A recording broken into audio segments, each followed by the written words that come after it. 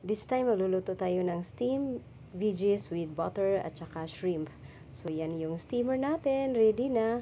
Pagkatapos niyan, ilagay natin yung ating white onions at saka garlic.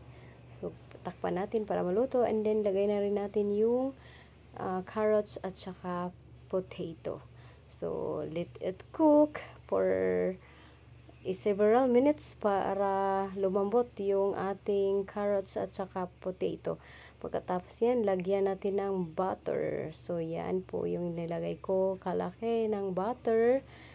At saka yan, nilagay ko na sa aking potato at saka carrots. At saka pagkatapos yan kumulo or na-melt na, ilagay natin yung ating maliit na pasayan or shrimp.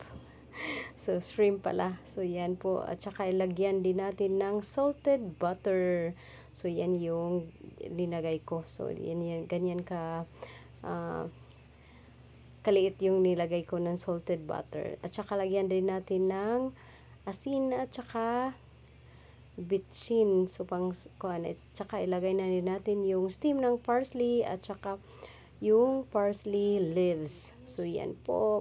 Pinakuluan ng sandali. At saka, yan yung ating steam veggies na napakasarap.